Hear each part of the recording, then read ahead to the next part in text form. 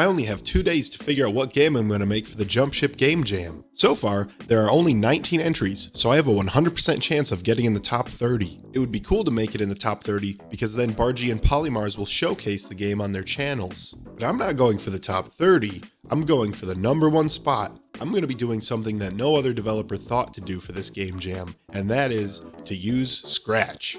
Last episode, I learned how to use the Scratch game engine so I could participate in this game jam. In this episode, we're going to be recreating a game that I remember from my childhood. I can't tell you what that game is because I couldn't find anything about it, and if anyone can tell me what that game is, I would be temporarily indebted to you. This game would have been played on a beige computer, and there would have been a nice landscape background.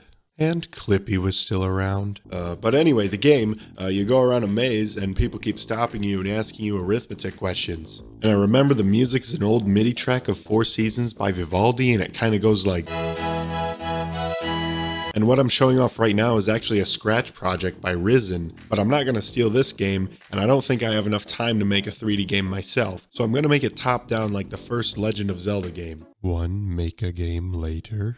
In fact, I took quite a bit of inspiration from the first Legend of Zelda. The first thing is that I figured out how to make a better movement system than my first game. Before, I was just updating the position every time you press the button, but now I update the position based on the speed of the character, making it look and feel a lot smoother.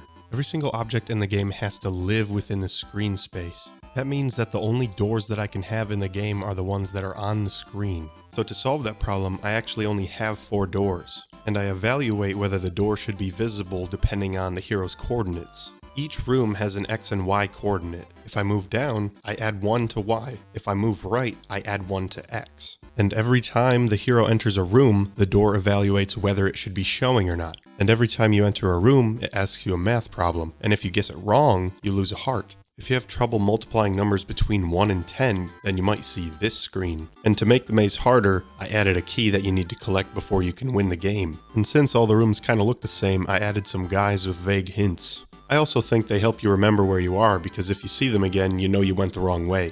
I slapped in a couple sounds to polish it up a bit and to guarantee that I will get sued by Nintendo. And while I was getting these sounds, I picked up a couple viruses on those sketchy YouTube to MP3 converters. So yeah, this game is looking finished. People say you don't need to know math to make video games, but you do have to know math to play this video game. Let me know if you guys would like me to add calculus in the future. So now that we've finished, we can submit the game to the jam. But before we do that, I want to get deep with you guys. There's something wrong with this game, and that is simply that it is just not that fun. I don't really understand what went wrong, since Scratch is a great engine, and I've made fun games in Unity. Last episode, I said that I would switch my games over to Scratch, and I think I'm going to have to take that back, because I figured out what's wrong.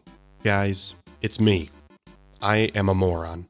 I see a lot of people making 3D games with Scratch, and I can't even fathom how that's possible. I'm just not smart enough to use this engine to its full potential. I couldn't even scratch the surface, right guys? Definitely subscribe for more intellectual humor like that in the future. Also make sure to check out my last video and let me know if you understood the Scratch joke in that one. But yeah guys, that's why I decide I'm gonna stick with Unity for my larger projects. Unity will allow a dumb person like me to make games that I have no business being able to make. When I made Spider-Man 2 on the PS1, I felt like I had a third brain. But when I'm using Scratch, it feels like the Green Goblin is throwing a grenade at my head. But I still enjoy making games in Scratch, so if you want to see me make more, let me know what you want me to make. I'm not too good at coming up with ideas on my own. And make sure to share this video with your friends if you have friends. And if you do have friends, let me know how I get them.